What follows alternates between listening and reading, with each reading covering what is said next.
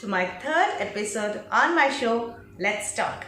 I'm Vidya Raj Sharma, an international Bharatanatyam dancer, an actor, and a yoga enthusiast.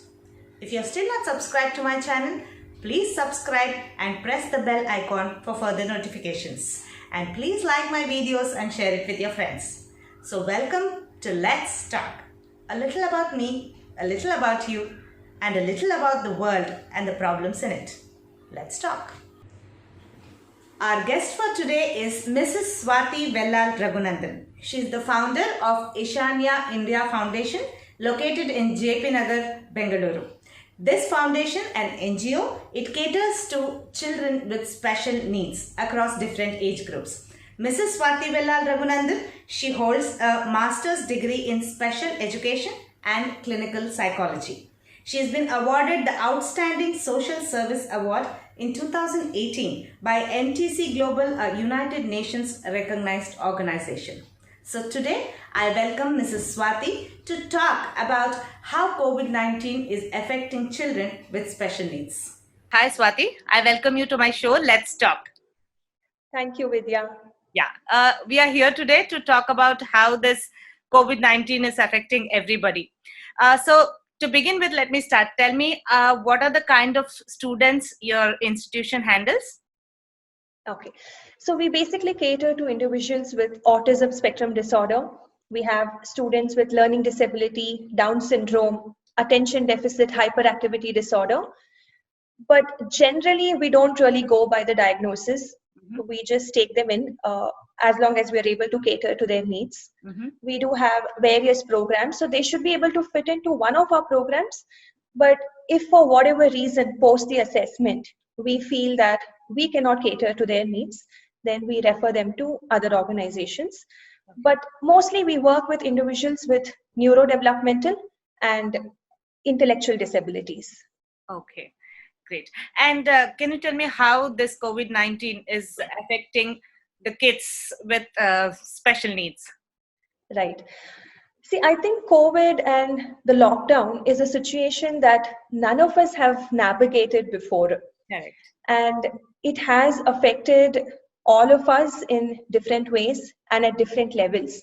Correct. It has certainly posed some unique challenges to individuals with special needs. Children with autism, for example, they thrive on routine. Correct. They don't like unpredictability, restrictions. So the whole lockdown, I think, changed things overnight for them. They couldn't come to the center, no therapists, they couldn't meet their educators. So basically, there was a change in their routine. And if you put a child in an anxious situation, an ever-changing situation, and you take away all their support, he or she is definitely going to be in a crisis. Correct. A lot of these children actually, they go for speech therapy, they go for occupational therapy. So everything stopped suddenly. Right. And I think even for organizations, it took a while to understand, okay, what do we do? What's the plan of action? Correct. Do we start online sessions? Do we not start? So it took a while for everyone to understand. And these students certainly had a lot of difficulty in the beginning, but I think slowly they got used to the new system and right now are doing okay. Okay. So now what do you think are the general strategies that could be used to combat this situation? See, children with autism or in fact any other disability generally benefit from having a routine, some predictability in their life. And when I mean routine, it could be as simple as their sleep-wake schedule, or it could be having meals around the same time every day, or having their playtime like before. Correct. So I think it's important that parents come up with some kind of a routine, some structure that will definitely make a lot of difference. Okay. Another strategy could be using visual scheduling, which will basically list down the activities that the child will need to do every day. This will reduce their anxiety. Okay. But I think most important factor is keeping them physically active. Right. That makes a lot of difference. It could be yoga, it could be Zumba, it could be just including them in your household work. Okay. Once they're physically active, I think it makes a lot of difference to their mental well-being as well. Right. Okay. So how is Ishanya Foundation tackling this present situation? How are you connecting with your students? Okay. So I think with Ishanya, we kind of saw it coming. Right. The way cases were increasing, and we knew, we have to go digital sometime soon. So the Correct. moment lockdown was announced, we knew we have to go digital. We knew we have to support our students and their families with whatever ways possible. Correct. We basically had to incorporate some sort of schedule to bring that structure back into their lives. Okay. So we started with online sessions. Thankfully, as an organization, we are pro tech. So all our learning materials are already digital. So it Okay. wasn't that difficult for us. Okay. And a lot of our older students, they work very well on computers. They can connect to internet. They understand how it works. So for them, adapting themselves to online sessions wasn't that difficult. They were able to manage. Okay.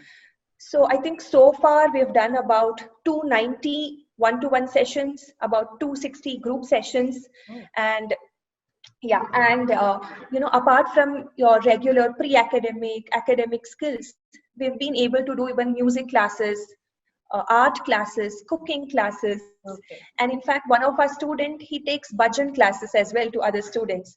So that way, they all come together, they see each other, they see the educators. Right. So we're doing okay, but we have some students who cannot really benefit from an online session, or for whatever reason they're not able to do it. So with such parents, it's been a little difficult, but our educators have been trying to keep in touch with the parents to see what can be done, to basically give them short-term goals, to encourage them to use materials already available at home. For example, your kitchen, Right. you can pick up so many things and teach different concepts. So Right. we've been encouraging them to do that. Okay. This is what we're doing, but this is nothing like how the sessions happen here. Right. We definitely miss that one-to-one direct interaction, Correct. and we absolutely love it here. But I guess, we have to be patient now and Yeah. wait for things to settle down.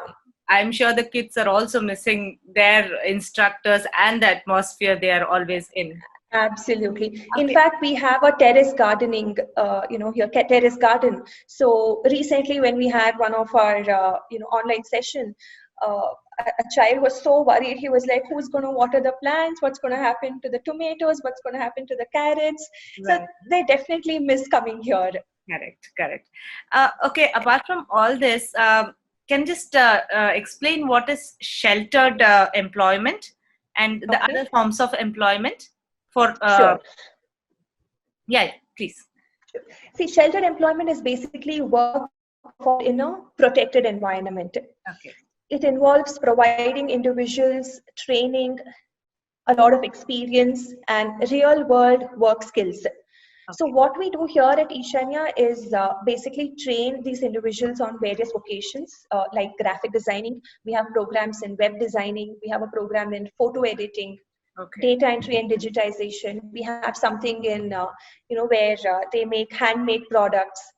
So all these things are executed at our center. What we do is we get work from outside that are implemented here. Just to give you an example, some of our students have designed, invites, event invites. They Okay. have designed visiting cards.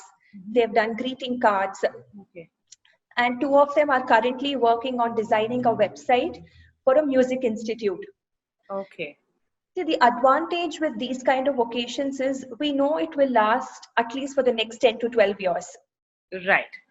First of all, it takes time to train these candidates.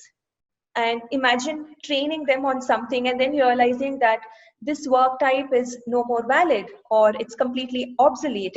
Correct. Correct. And So, the advantage with something like this is you can do it from anywhere. Sitting right. at home, you can design as well. Right. So I think that way it's working in our favor. Okay. But Yes. going forward, we are looking at a combination of sheltered employment and open employment, Okay. where we have some students who are ready to go out and work. Mm-hmm. It could be in a cafe or it could be in any small company where some desk job is given to them. They're good at computers. They're good with data entry. Right. So we're hoping that more opportunities will open up for them. Okay. So basically, post all this COVID and lockdown and everything, everybody, I think, everybody have their opportunities changed. So I'm sure the opportunities have changed for these kids also. So what do you Yeah. think might be the changes going further? I personally feel very positive. It's great. Yeah, I think opportunities are plenty, and this COVID, I think it's just a minor setback, Oh, and we will overcome and things will be normal soon. The advantage is, see, in a place like India, events will always happen. correct. You need photographs, so we will get photo editing work, we Right. will get design work. Also, because of the new online sessions happening, everyone's moving towards digital world. Right. So I think in terms of digital work, there are plenty of opportunities. Okay. The only thing is people should understand and provide these candidates those opportunities. Okay. Thank you. Any final words to the parents of kids who have special needs? Okay.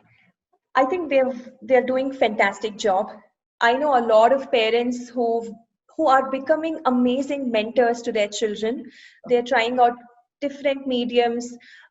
They are really thinking out of the box. They've been creative. And what we also see is siblings bond.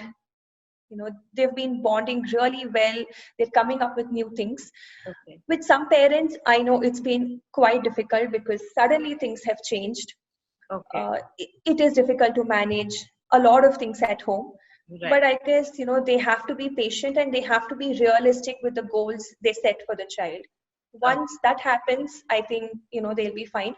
So what we have been doing is trying to work with the parents to basically give them that reassurance that we are in this together, we okay. will get through this together. Okay. I think end of the day what they need is that support. Correct. Right. Yeah. Thank you so much, Swati, for making time and coming on my show and sharing your views. Thank you, Vidya. It was wonderful talking to you. Same here. Thank you. Thank you. So, friends, I hope the small discussion with Mrs. Swati gave some insights on how COVID-19 is affecting children with special needs. For any queries, please put it on the comment box. I shall get back to you. And for more videos with celebrities and doctors on my show, Let's Talk, please subscribe to my channel for notifications so you don't miss on any videos I put up. Thanks for watching. Stay home, stay safe.